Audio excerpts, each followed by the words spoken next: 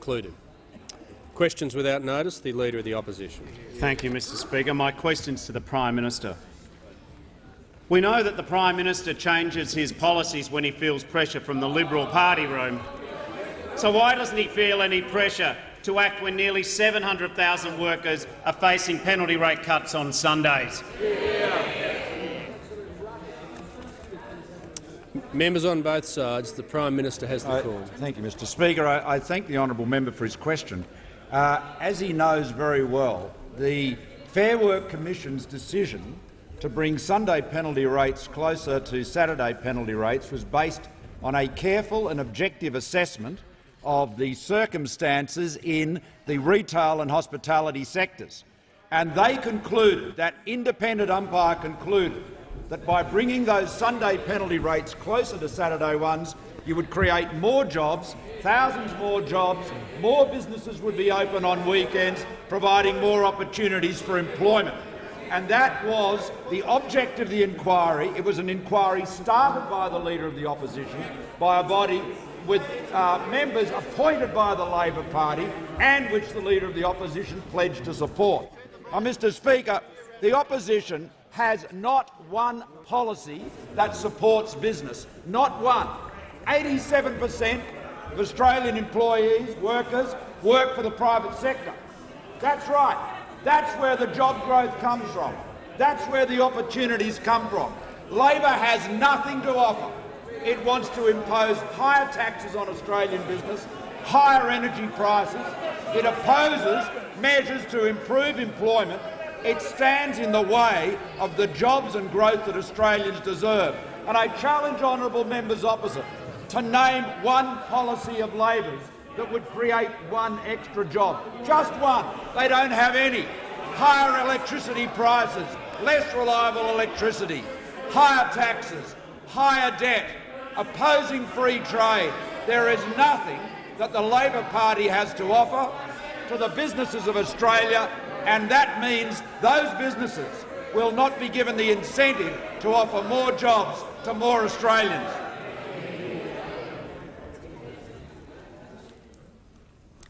The member for Dawson. Thank you very much, Mr Speaker. My question is to the Prime Minister. As the Prime Minister is aware, Tropical Cyclone Debbie is crossing the coast in my electorate as we speak. Will the Prime Minister update the House on the government's preparations for and planned response to Tropical Cyclone Debbie's impact upon my constituency of Dawson and across North Queensland? Yes. The Prime Minister. Thank you, Mr Speaker. I thank the honourable member for his question, and the thoughts and prayers of all honourable members are with his constituency, his constituents and all of the people of North Queensland facing Tropical Cyclone Debbie. Now, as the honourable member noted, the cyclone has made landfall now, we're told, between Bowen and Proserpine. It is a Force 4, Category 4 cyclone with winds of up to 270 kilometres an hour near the centre. Conditions have deteriorated rapidly, as the honourable member is aware. Whitsunday Islands are experiencing especially destructive winds, and this will increase. Now, Mr Speaker, the federal and Queensland governments have prepared well for the onset of this cyclone. We've activated the disaster response plan to provide Queensland with any assistance, every assistance that they need. The Australian Defence Force has established a joint task force and is ready to deploy assets to affected areas to assist in the search and rescue and then relief and recovery.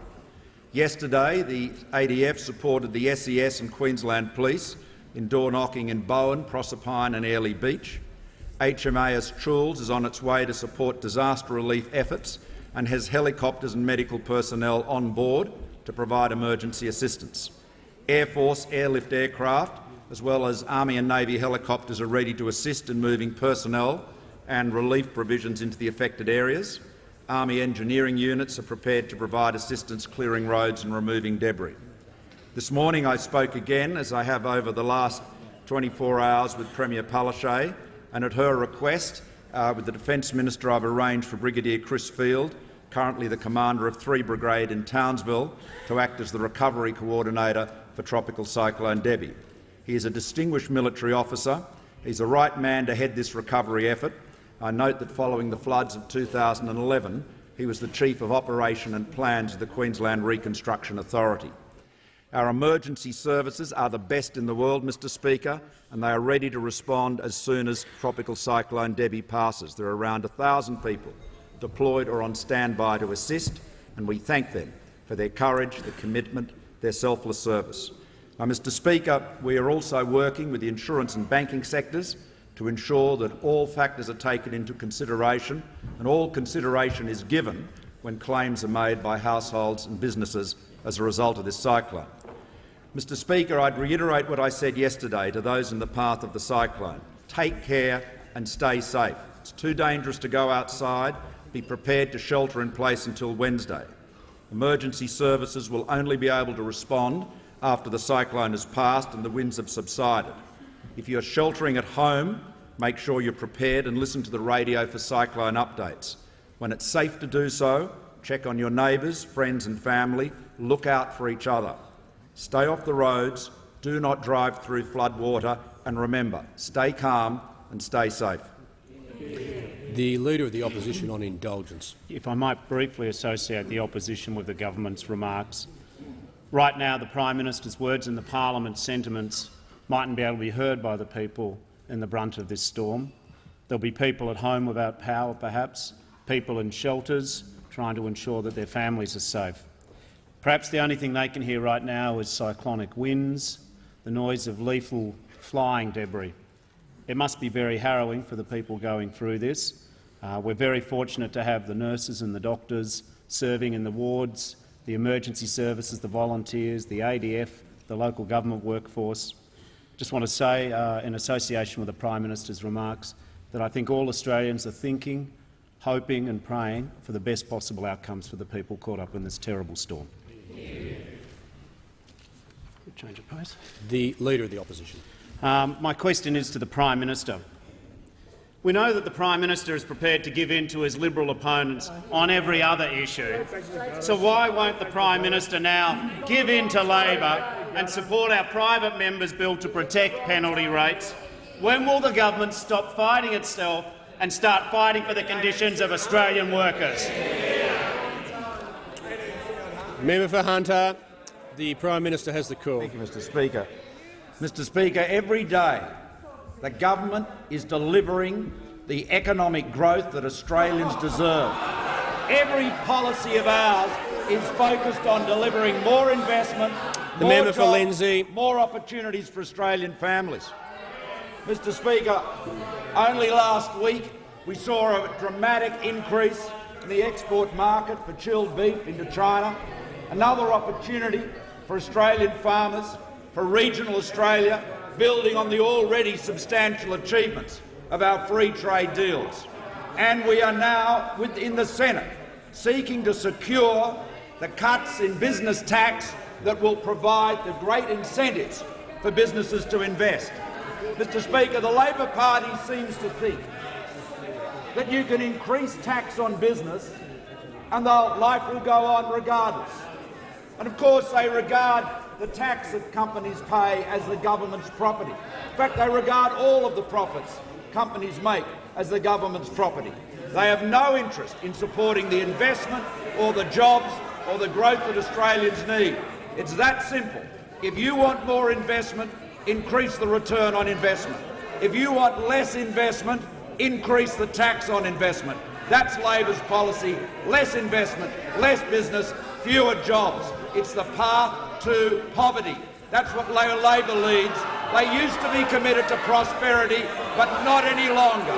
Not any longer. They've abandoned the commitment to growth. They've abandoned Australian workers. They've abandoned the future.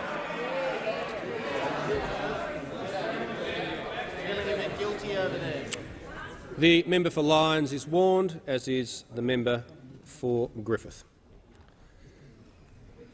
Just before I call the member for Capricornia, I'd like to inform the House we have present in the gallery this afternoon the Honourable Bob Baldwin, former member for Paterson. On behalf of the House, I extend a very warm welcome. And can I also inform the House we have present in the gallery this afternoon, visiting from the House of Commons in London, the Right Honourable Peter Lilly. On behalf of the House, I extend a very warm welcome to you. The member for Capricornia. Thank you, Mr Speaker. My question is to the Minister for Defence Industry, representing the Minister for Defence. Will the Minister update the House on the action currently being undertaken by the Australian Defence Force in preparation for the disruption and damage as a result of Tropical Cyclone Debbie? How will the ADF assist Queenslanders during and after this natural disaster? The Minister for Defence Industry. Thank you, Mr Speaker, and I thank the member for Capricornia for her question. And as the Prime Minister has already said, Cyclone Debbie is quite probably making landfall as we sit here in this chamber in question time debating the issues of the day. And our thoughts and our prayers are with the people of North Queensland, who are yet again going through another destructive cyclone, Mother Nature wreaking her revenge on us poor humans here on Earth. And the member for Capricornia has been through this before, of course, with Cyclone Yazi, and now again through with Cyclone Debbie. And the ADF, Mr Speaker, is ready and willing to do its part to support the residents of North Queensland, the businesses, the communities, the individuals, the families that will be affected by this natural disaster which is shaping up on our shores. To update the House, Mr Speaker, a joint task force primarily made up of personnel and engineering equipment from the Townsville-based 3 Brigade is prepared to provide support within the region, including aeromedical evacuation, search and rescue, road clearance, restoration of essential services, emergency accommodation and the delivery of stores. Air Force aircraft in Townsville, Amberley and Darwin are on standby to provide airlift capability for the delivery of essential stores and equipment, as well as wide area surveillance.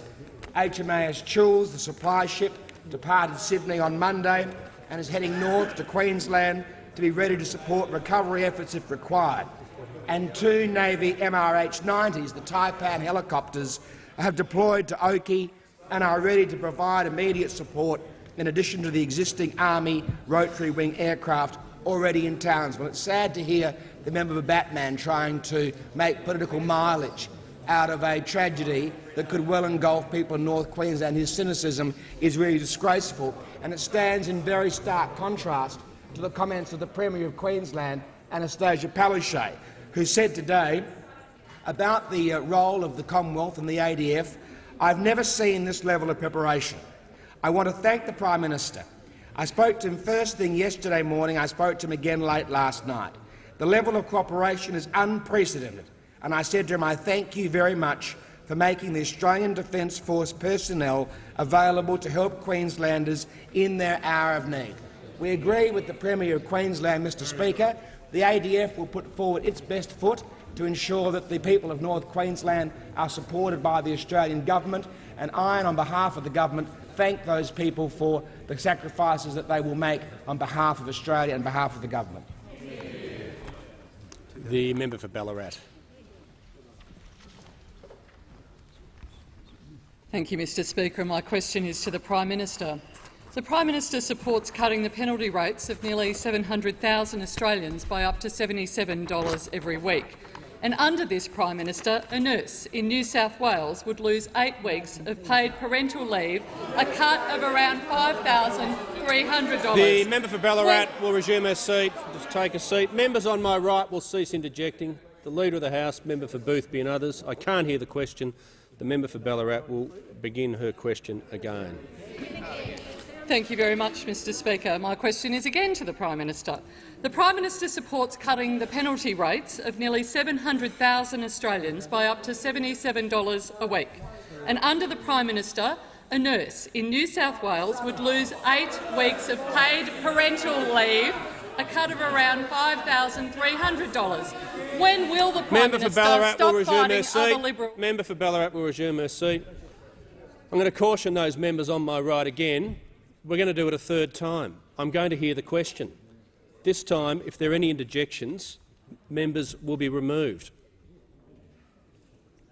Member for Ballarat.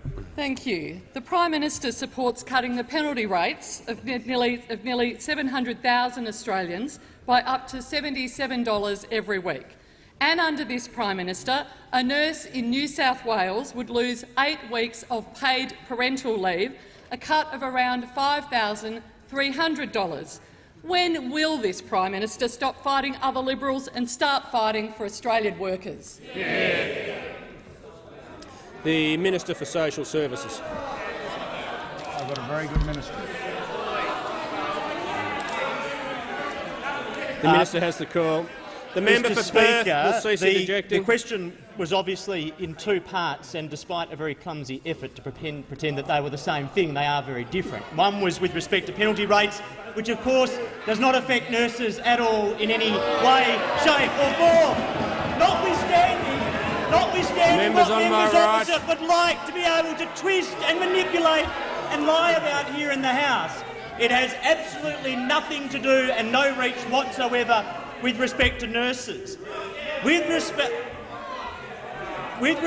to the portion of the question that dealt with paid parental leave, what the Labor Party presently does not support with respect to paid parental leave, that is to say the government's proposition and policy with respect to paid parental leave, what you do not support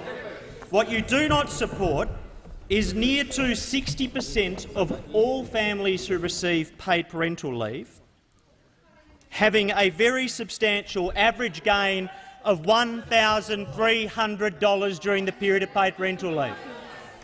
That's what you're opposing. And that group of 58%, which is 96,310 recipients, that group are the lowest income earners inside the paid parental leave system.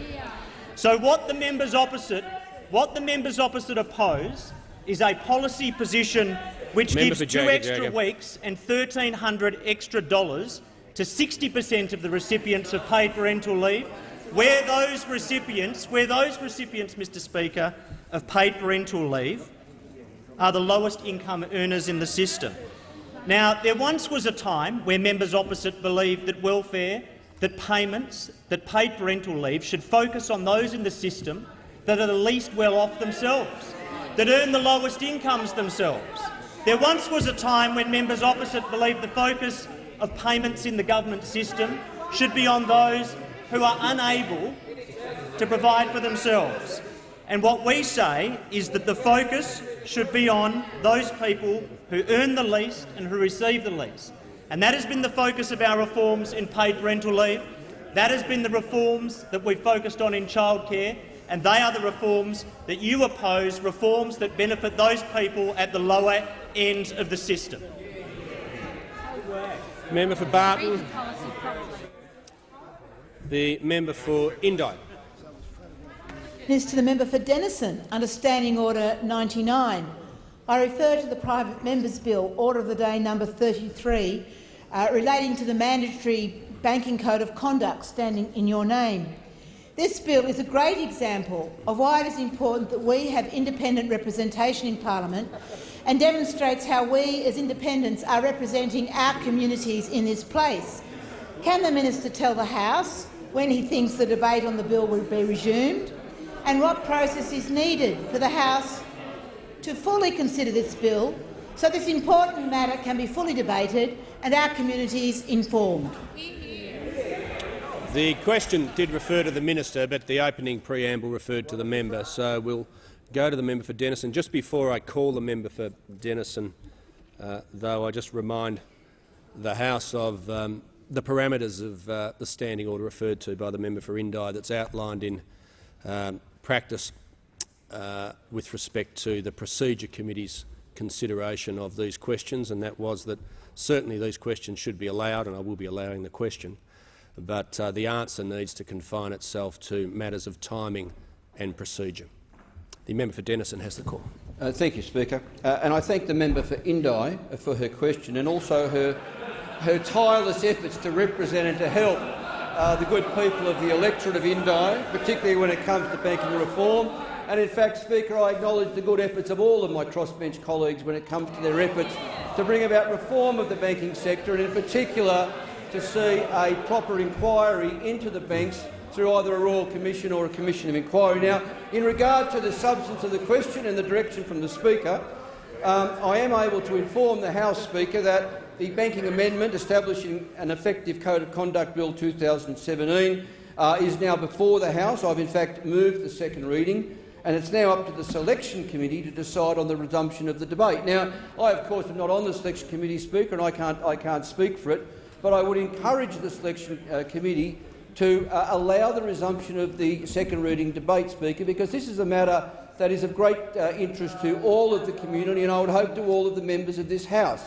Because the fact is, Speaker, that the current Banking Code of Conduct is ineffective.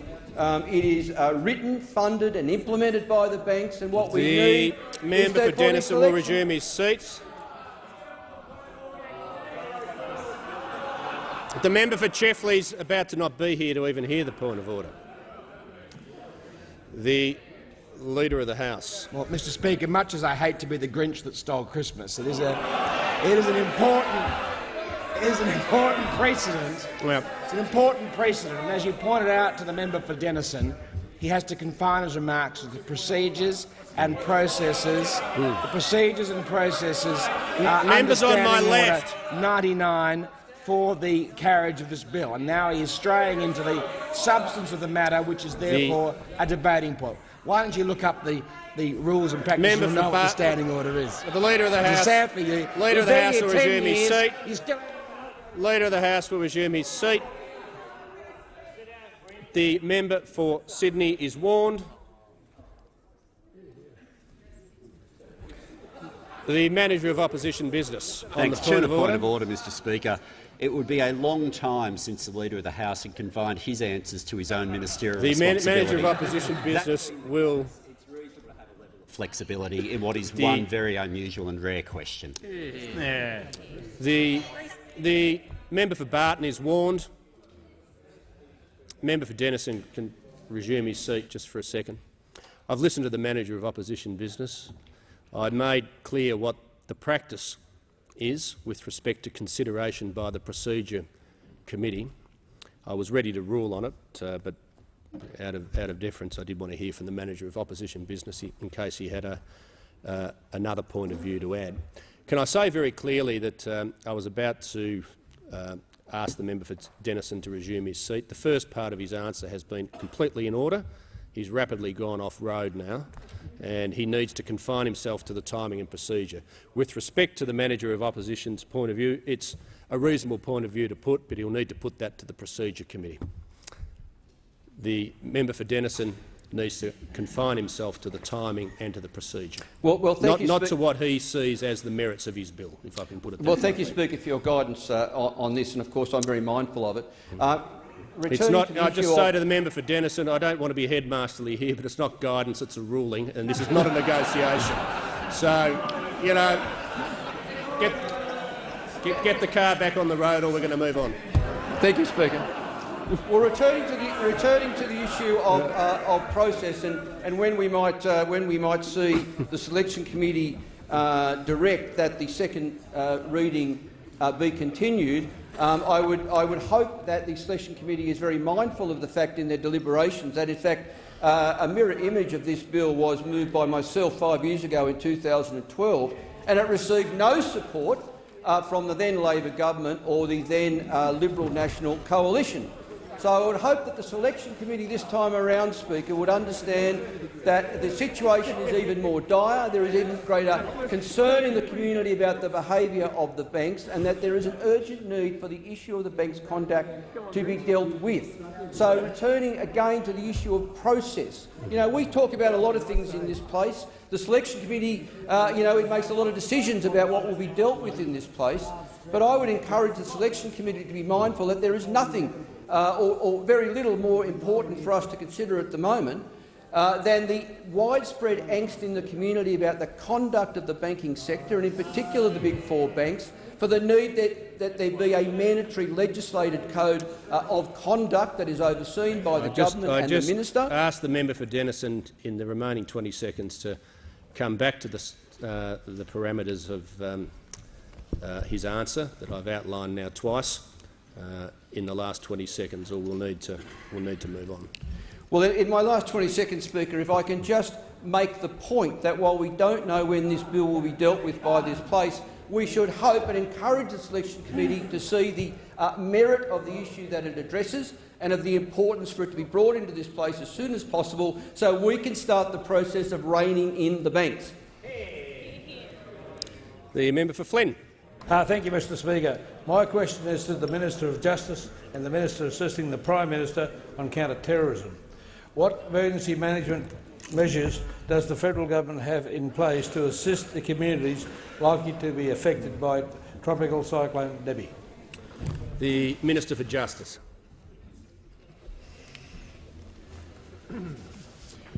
Thank you, Mr Speaker, and can I thank the member for Flynn for that question.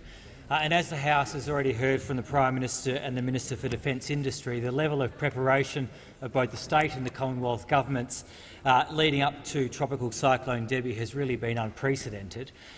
There's more than 1,000 emergency services personnel deployed, including SES, fire, police and ambulance officers. We thank them for their tireless efforts in protecting our communities, and we acknowledge that they're selflessly putting themselves in harm's way to assist others in need. I've been in regular contact with the Queensland Minister for Emergency Services, Mark Ryan, to receive operational updates from the perspective of the Queensland Government and to continue to coordinate Commonwealth support. In addition to this, the Commonwealth has taken action to ensure that resources are available to assist communities who will be affected by this cyclone. We've pre-activated the Australian Government Disaster Response Plan, which will allow us to accelerate requests for non-financial assistance from the Australian Government. This includes requests for ADF capability, but also unique Commonwealth capabilities such as satellite imagery.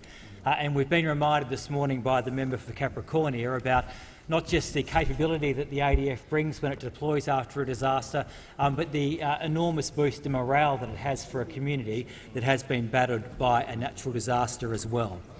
We've sent 2 of our emergency management experts to be embedded within the Queensland response, and they've been providing 24-hour support for the Queensland Government. Once this cyclone passes, our efforts will as ever move to helping those who have been impacted by this dangerous storm. Whilst the Queensland Government will lead those recovery efforts, the Coalition Government will work side by side with them to help those communities in need. And we do this through the jointly funded Natural Disaster Relief and Recovery arrangements, under which we will reimburse up to 75% of state expenditure for recovery costs. The NDRRA enables state governments to activate certain types of relief and recovery assistance immediately following a disaster without approval from the Australian Government. This will assist people to meet their immediate needs, such as emergency hardship or distress payments, support for local councils to conduct counter-disaster operations such as sandbagging, and assistance for state governments to rebuild essential assets. This enables those state governments to act quickly, and we will assist the Queensland with what will be significant costs after Tropical Cyclone Debbie. These arrangements have seen $12 billion flow to the Queensland Government in the past decade alone, and we'll continue to talk with them, work closely with them to see what we can do to activate the NDRRA and make sure that assistance flows as quickly as possible. Our thoughts are with those currently at the heart of the storm. Please do what the Prime Minister has suggested, go to safety and listen to what emergency management authorities tell you to do. The Leader of the Opposition. Thank you, Mr Speaker. My questions to the Prime Minister. Today I met with private sector aged care nurses, including Delhi. She's in the gallery today. Her husband Ken works in retail and faces a pay cut because of the Prime Minister's support for cutting penalty rates. Delhi is worried that once they start cutting Sunday penalty rates in some awards, her pay as a nurse could be cut as well. Why isn't the Prime Minister doing everything he can to protect the pay of all working Australians, including Delhi and her husband? The member for Reid is warned. The member for Hume is not far behind him. The Prime Minister has the call. Thank you, Mr Speaker. That question tells us everything we need to know about the Leader of the Opposition. He knows full well that nurses are employed under state awards. He knows full well that nurses are not covered by the recent decision by the Fair Work Commission. He knows that that decision The Prime Minister will resume his seat. The Minister for Immigration and Border Protection and the member for Barker will cease interjecting. I'll call the Leader of the Opposition on a point of order and refer him to my previous statements following recent points of order. The Leader of the Opposition. Thank you, Mr. Speaker. Point of order is relevant. I specifically asked about private sector aged care nurses who are covered by federal awards. Get your facts right. Leader of the Opposition will resume his seat. The Prime Minister has the call. Mr. Speaker, the decision of the Fair Work Commission applies to workers in the retail, hospitality, fast food areas. It does not apply to nurses. The honourable member knows very well it doesn't apply to nurses. It applies only to those sectors covered by the decision. And what he and his colleagues have been endeavouring to do is, as usual, mislead and frighten Australians with their untruths. This is post-truth politics with a vengeance, utterly heedless of the truth, having no regard for the facts, determined to frighten and scare Australians. Anything they can do in their desperation to frighten and mislead Australians, they will reach at. We're standing up for Australian businesses, Australian workers. We're providing the support for the investment and the jobs that they deserve. Labor is standing in the way with one untruth after another. The member for Burt and the member for Brand are warned. The member for Leichhardt. Thank you very much indeed, Mr. Speaker. My question is the Minister for Human Services. Will the Minister update the House on how the government is prepared for Tropical Cyclone Debbie to ensure that Queenslanders will receive assistance as soon as possible? The Minister for Human Services.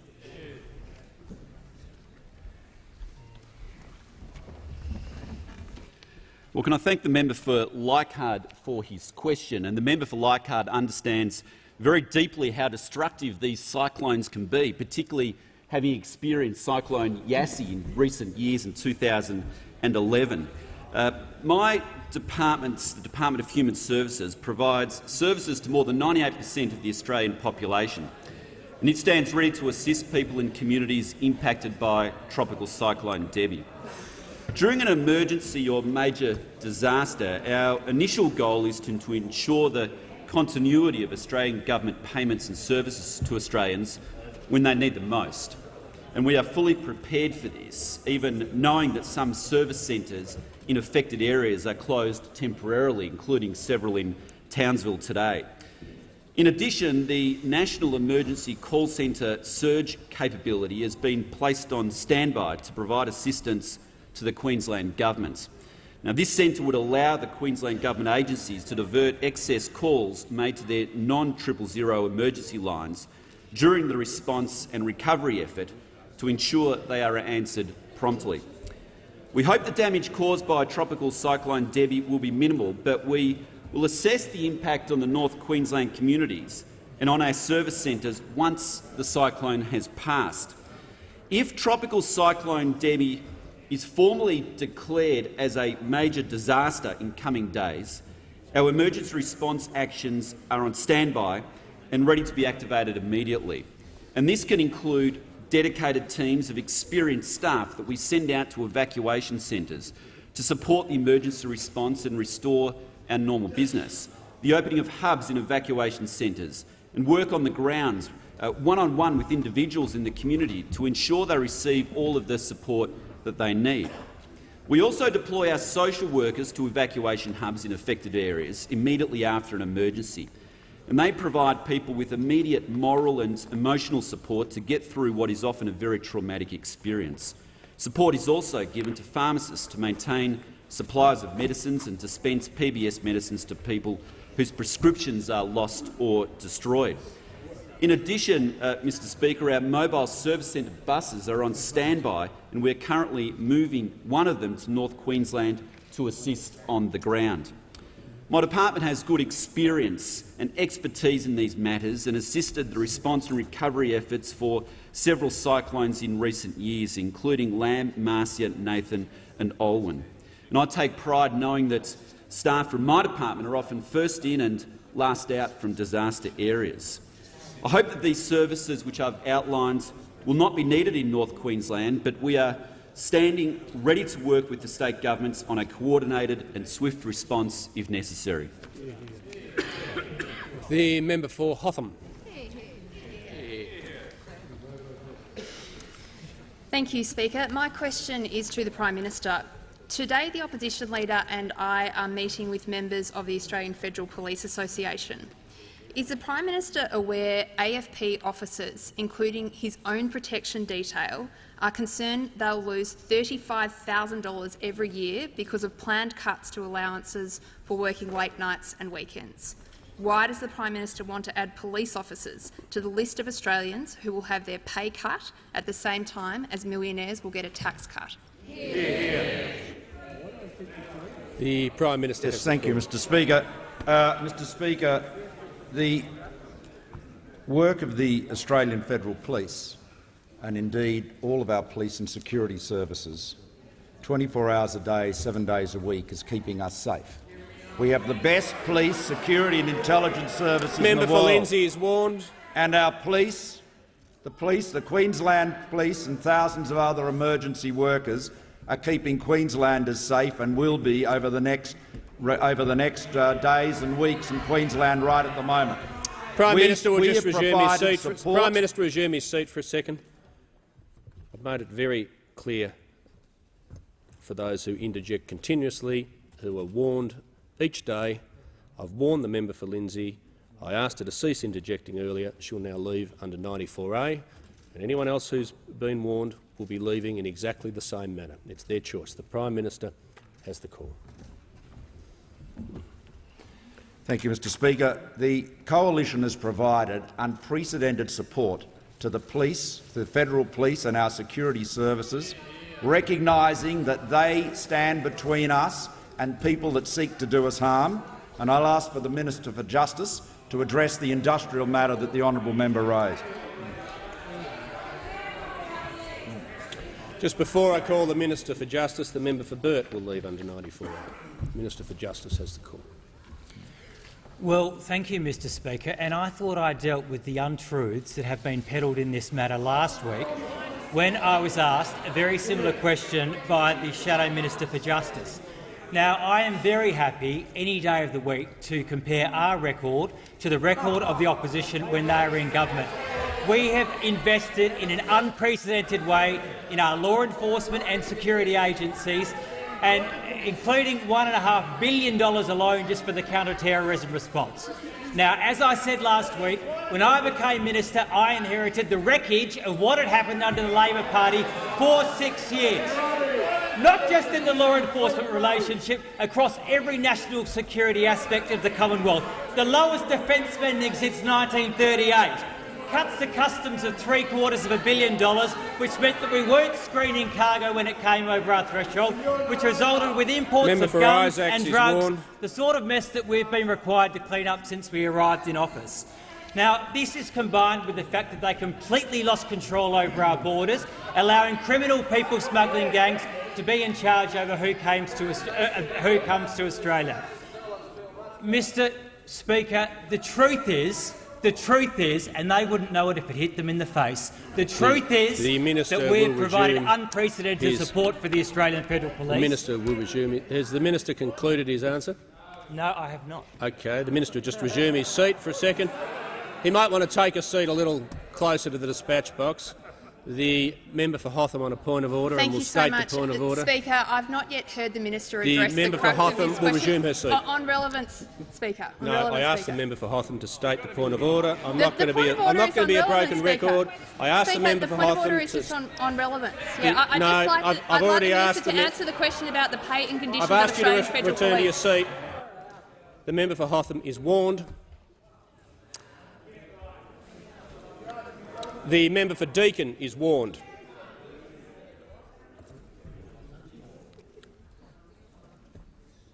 Let me make it as clear as I can. Members rising on a point of order need to state the point of order, not to give the House or myself a lecture on what they think of the minister's answer. If they can't state the point of order, they can't stay in the House. I was lenient in warning the member for Hotham. I'd asked her to resume her seat twice, If she thinks that was a bit too tough, she might want to consult with the member for Ballarat, who had rather tougher treatment on one occasion. The Minister has the call. Well, with all due respect to the Shadow Minister, she would not have a clue about what is going on with this portfolio. Not have a clue. We have supported the Australian Federal Police in an unprecedented way, and as I said, when we arrived in office, part of what we had to do was fix up the damage that had been done by the 6 years of the Labor Party. We will continue to work side by side with our law enforcement community, with our intelligence community, and giving them what they require to deal with the difficult challenges they face. The member for Cowan will cease interjecting. Member for Hughes. My question is to the Prime Minister. Will the Prime Minister update the House on the importance of affordable energy and lower business taxes for jobs, wages and the economy, including in my electorate of Hughes?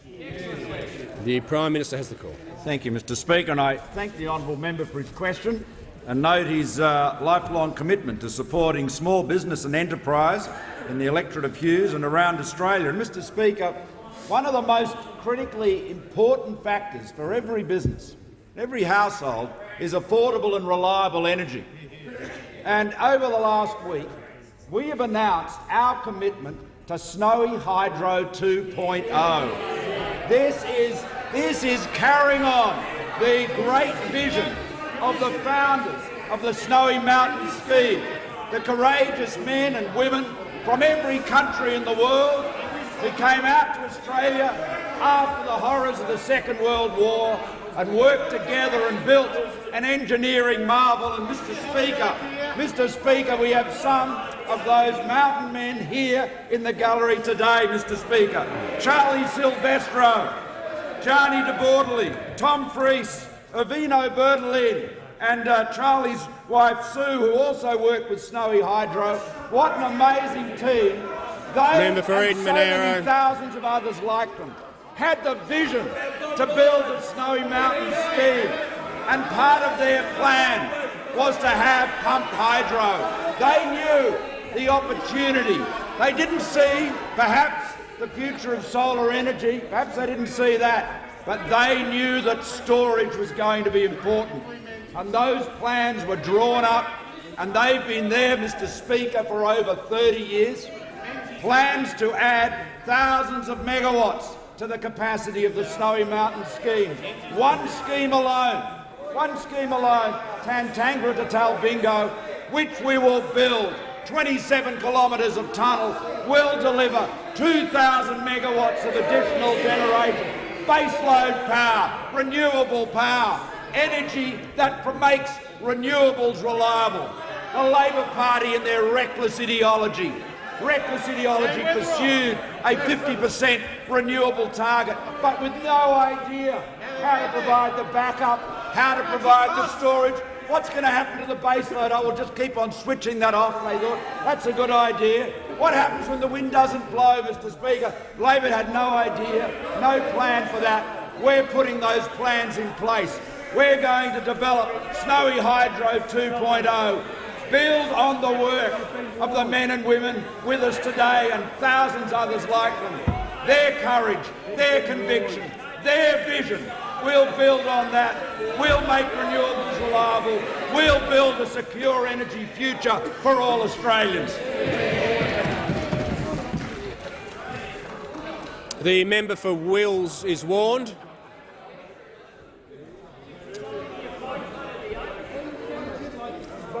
Member for Lingiari and the member for Hunter might stop interjecting. The Minister for Energy and the Environment will cease interjecting. The member for Wills is warned. The Leader of the Opposition has the call. Thanks, Mr Speaker. My question's to the Prime Minister. Is the Prime Minister seriously refusing to rule out pay cuts for AFP officers, including his own protection detail, for working late nights and weekends? The Minister for Small Business is warned. Prime Minister has the call. Speaker, the Minister for Justice and I have dealt with this matter. Our commitment to the AFP is without precedent, in the history of Australian governments, we have provided more support to our police and security agencies than any predecessor government, and we do so because they keep us safe. And the Labor Party's determination to mislead Australians, Mr Speaker, we just saw it recently, just a moment ago, with respect to nurses and the Fair Work Commission decision. Mr Speaker, I note the remarks of the Fair Work Commission itself. Paragraph 81. Given the distinguishing characteristics of the hospitality and retail sectors, the decisions we've made provide no warrant for the variation of penalty or rates in other modern awards. So that's what the Fair Work Commission said. And what the Labor Party want to do is suggest that that decision applies to nurses, to emergency workers, to police. Completely untrue, no basis in fact, but why would they care? They have no interest in the facts, no interest in the truth, only interest in misleading and frightening Australians. That's the deck the Labor Party has fallen to, Mr Speaker.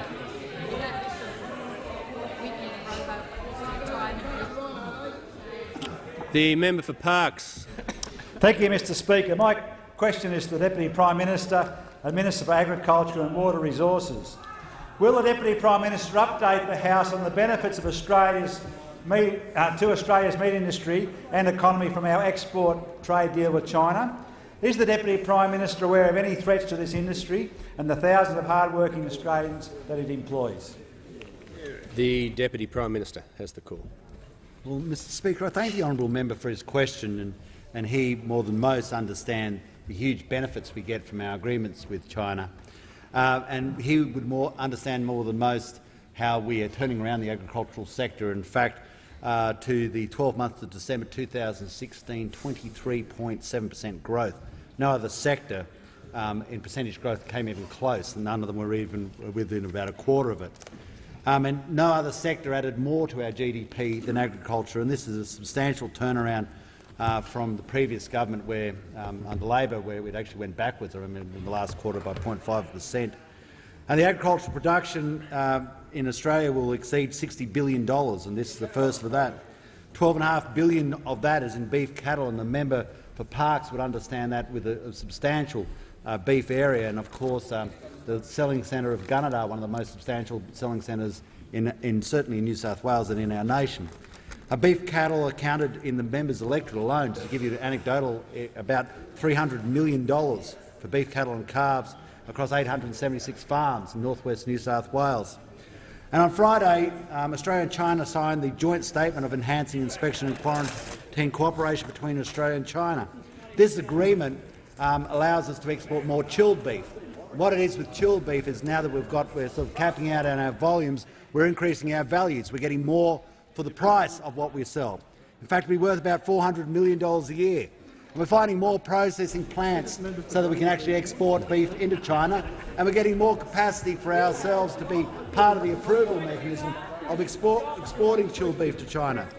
And I know that the agreement means that the 4,000 red meat processors employed in one organisation alone, Tees, that they'll get more work, because we're always trying to make sure that we get more work for the working men and women of Australia. The 13,000 supporting jobs in rural Australia just for Tees alone. And Tees processes around about 1.5 million cattle. And this allows us to get in meat work such as in Rockhampton and Capricornia and Beenleigh, for Ford and Billawheeler and Cedar Flynn, my own seat in Tamworth, in Wagga, in Naracoorte and Barker and feedlots. But this is how we actually get our economy to turn around. One of the big impediments, of course, though, is the price of power. The price of power has been going through the roof. And for Tees alone, it's $39 million a year. And in Naracoorte, it's gone up by around 60% since 2015. Now, the member for Parkes would understand it's time for the Labor Party. I heard the member for Coulton talk about hairdressers and beauticians, and they're a very important part of the workforce, no doubt.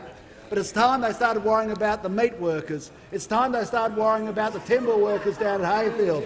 It's time they started worrying about the shearers and making sure that those who were their original constituency are actually looked after. It's time they started looking after the blue-collar workers of Australia and stop worrying about Annandale. Has concluded. The Leader of the Opposition. Thank you, Mr Speaker. My question is to the Prime Minister. Prime Minister, the people who put their lives on the line in your own protection detail and that of your ministers deserve an answer. Does the Prime Minister rule out pay cuts for AFP officers, including his own protection detail, for working late nights and weekends? The member for Wakefield will not interject. The Prime Minister has the call. Member for his question. As the honourable member is presumably well aware, there are negotiations ongoing between the Commissioner of the Australian Federal Police and the members of the Federal Police and their representatives, and that is being handled at arm's length by the Commissioner in the normal way, in the appropriate way. Our commitment to the Federal Police, to all of our security agencies, is utterly without unprecedented. They keep us all safe, and we thank them for their service. We support them. We defend them as they defend us. The member for Goldstein. Thank you, Speaker. My question is to the Treasurer. Will the Treasurer explain to the House how the government is fixing problems in our taxation system so we can meet our responsibilities to the next generation of Australians? The Treasurer has the call. Thank you, Mr Speaker, and I thank the member for his question and his interest in ensuring that our tax system has integrity. Mr Speaker, in the budget we made a commitment to ensure that we would deal with these specific problems in our tax system so that we could fund the important services that Australians rely on. And critical to that plan was ensuring that multinationals pay their fair share of tax and they do the right thing by Australian taxpayers in terms of our tax system. And, Mr Speaker, we have been delivering on that commitment more than any other government has ever delivered on multinational tax reform in this Commonwealth, Mr Speaker. And just last night, the diverted profits tax legislation that was announced in the budget passed the parliament, Mr Speaker. On this occasion it had the support of those opposite, but I am reminded of the time when we brought in multinational anti-avoidance legislation to this parliament and the Labor Party opposed it. Over and over again, Mr Speaker, they opposed it. Now, despite their opposition, we pressed forward. The Tax Avoidance Task Force was put in place, Mr Speaker, and they are working to deliver some $3.7 billion in additional revenue to the budget to ensure that we can put in place the services that Australians rely on, Mr Speaker. But they wouldn't be able to do that job if the government wasn't able, as we were able to do, to ensure the passage of that multinational anti-avoidance legislation, which as a result of that legislation, this year alone, we have already been able to claw back in tax liabilities some $2 billion from multinationals. Now, the Labor Party voted for multinationals to pay less tax, Mr Speaker. The Coalition voted to make sure they paid the tax they should pay. And our measures went into place and our measures are being effective, and the Labor Party should be embarrassed by the fact that they voted against those tougher laws, Mr Speaker. And they were humbled into submission last night. They were humbled into submission because they had to allow the diverted profits tax to pass. They probably wanted to vote against it, but they knew the Australian people were so disappointed in the Labor Party because they talk such a big game on multinational tax avoidance, but when it comes to voting for it, they're just vacant, Mr Speaker. On top of that, we acted on ensuring that we had better targeted superannuation tax concessions, and we reintroduced, Mr Speaker, the low-income superannuation tax offset that supports some 3 million Australians, 3 million low-income Australians and some 2 million Australian working women. On top of that, Mr Speaker, we delivered for 500,000 hard-working Australians a tax cut which ensured that those ordinary time, full-time wage-earning Australians didn't go into the second highest tax bracket. So this is a government that has been delivering on the tax commitments. And, Mr Speaker, yesterday in this place, the Labor Party voted against the principle they said they once believed in. We remain absolutely committed to provide the tax relief businesses deserve. The member for Gordon. Was up weeks ago. Time's up in more ways than one. That's what they say. Thanks very much, Mr Speaker. My question is to the Prime Minister. Can the Prime Minister guarantee that no other Sunday penalty rates in awards will be cut by the Fair Work Commission? Members on my right. The member.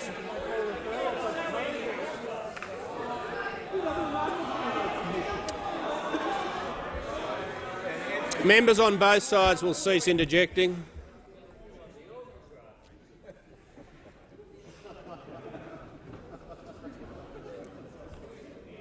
The Leader of the House on a point of order. Well, Mr Speaker, the opposition's tactics have now entered the theatre of the absurd.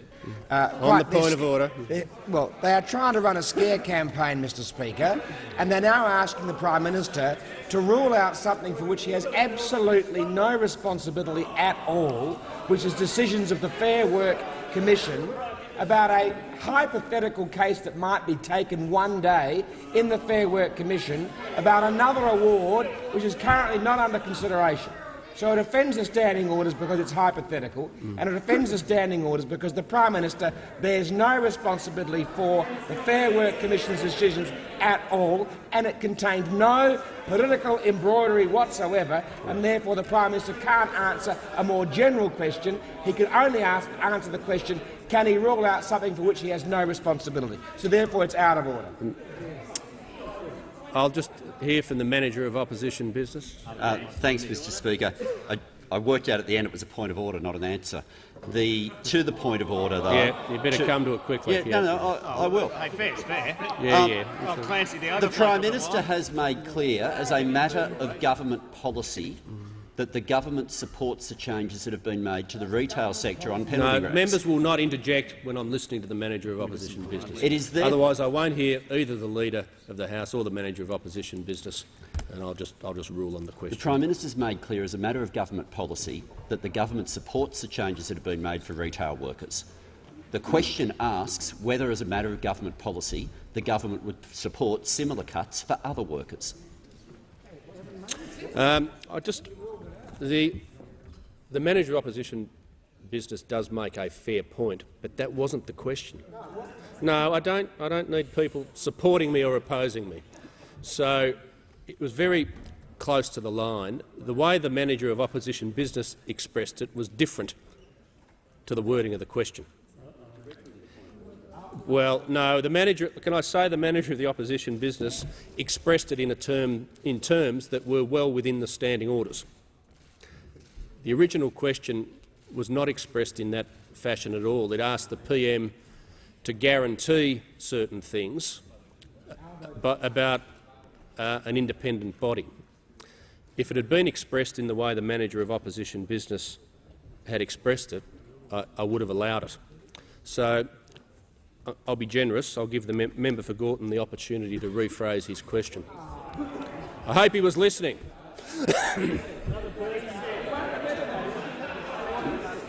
And I just say you don't need the bit of paper. That won't help. Oh, I hold it. The member for Coulton. I could amend it while I'm standing in the dispatch box.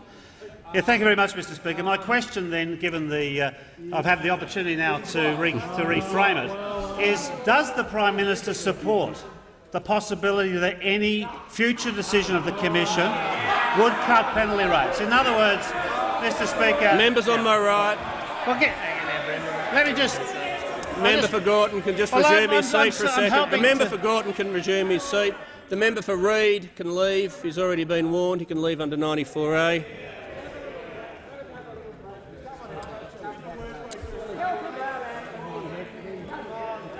Member for Reid will leave immediately. The Deputy Prime Minister and the Leader of the House. The Leader of the House. The member for Coulton. Thanks very much, Mr Speaker. Thanks very much, Mr Speaker. Mr Speaker, my question is to the Prime Minister. Will the Prime Minister support any future decision of the Commission that would cut penalty rates? The Prime Minister can address the question in any way he chooses. Mr Speaker, in 2015, the Productivity Commission made recommendations about penalty rates in the hospitality and retail sectors. and that was one of the reports that was considered by the Fair Work Commission. And the Fair Work Commission noted with approval this passage from the Productivity Commission. There is no case for common penalty rates across all industries. The Commission is not recommending a reduction in the rate for Sunday penalty rates beyond the hospitality and retail sector. Regulated penalty rates as currently constructed for essential services and many other industries are justifiable. The original justifications have not altered materially. They align with working arrangements that often involve rotating shifts across the whole week, are not likely to reduce service availability meaningfully, are commensurate with the skills of the employees and are unlikely to lead to job losses. Now, that is the Productivity Commission that the member for Coulton disapproved of their recommendations in the first place, and he gave the Liberal Party some advice, Mr Speaker, and this is what he said in February last year. He said, "Labor believes the Fair Work Commission is the appropriate body to consider these matters, and it should be left alone by the Liberals to do just that, conduct its business as the independent umpire." The member for Durack. Thank you, Mr Speaker. My question is to the Foreign Minister. Will the Minister update the House on the Government's development of a foreign policy white paper and efforts through economic diplomacy to support jobs and growth in regional Australia? The Minister for Foreign Affairs. I thank the member for Durack for her question and note her deep interest in more export opportunities for businesses in her electorate of Durack.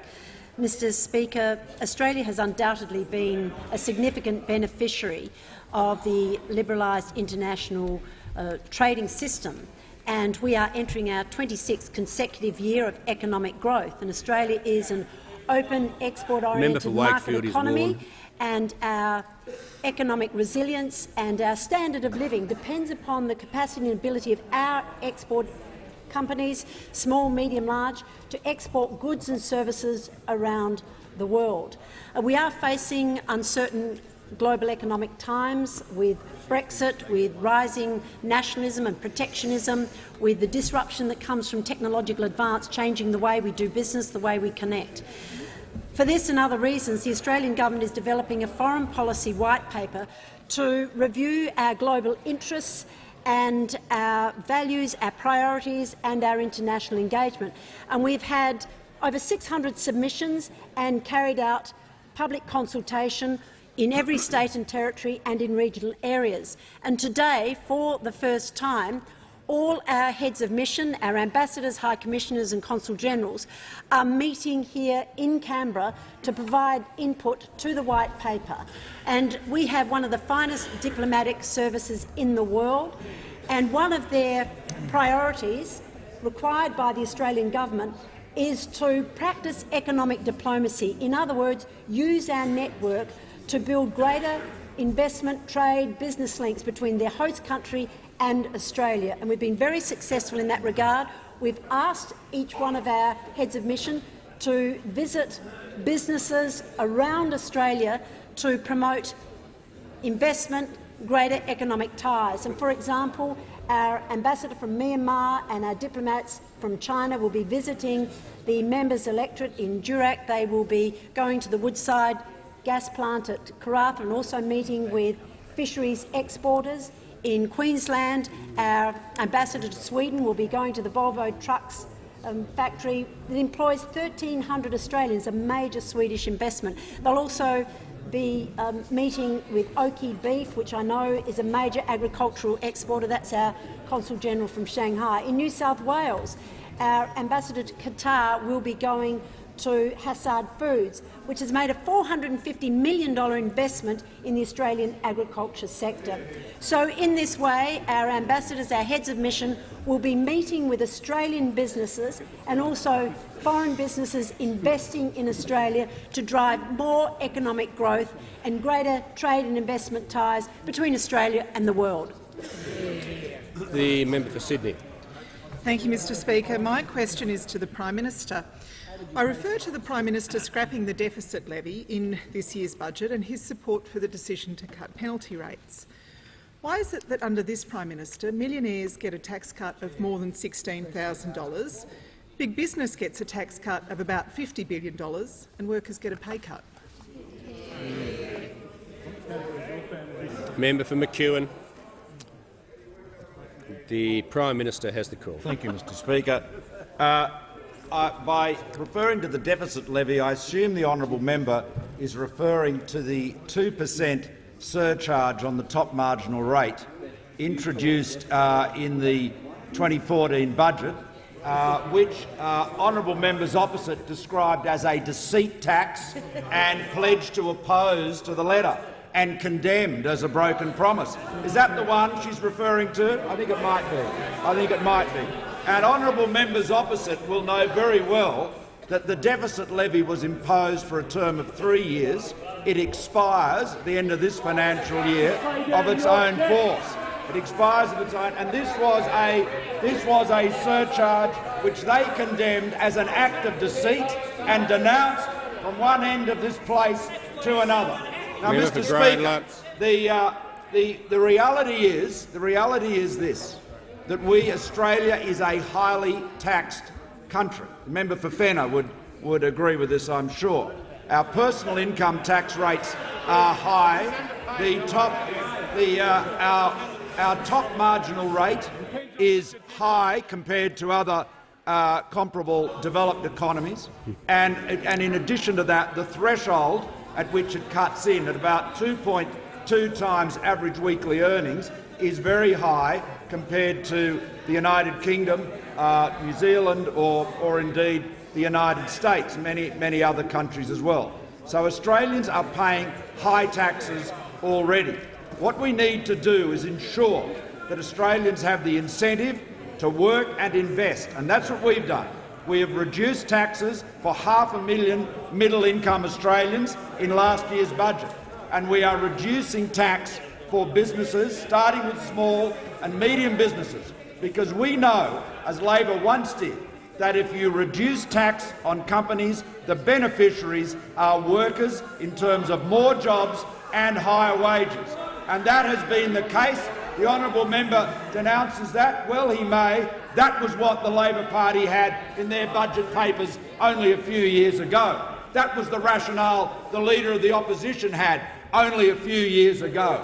Consistently, the Labor Party used to know the common sense proposition: if you want more of something, reduce the tax on it. If you want more investment, increase the return on investment. If you want less investment, do what Labor wants to do and increase the tax on it. Less investment, less jobs, less economic growth, less opportunity. That's what we're about. Taxes should be as low as can be afforded, consistent with meeting our obligations. Why? Because we want more investment, more jobs, more opportunities for Australian workers, Australian families to get ahead. And on that note, Mr Speaker, I ask that further questions be placed on the notice. I thank the Prime Minister.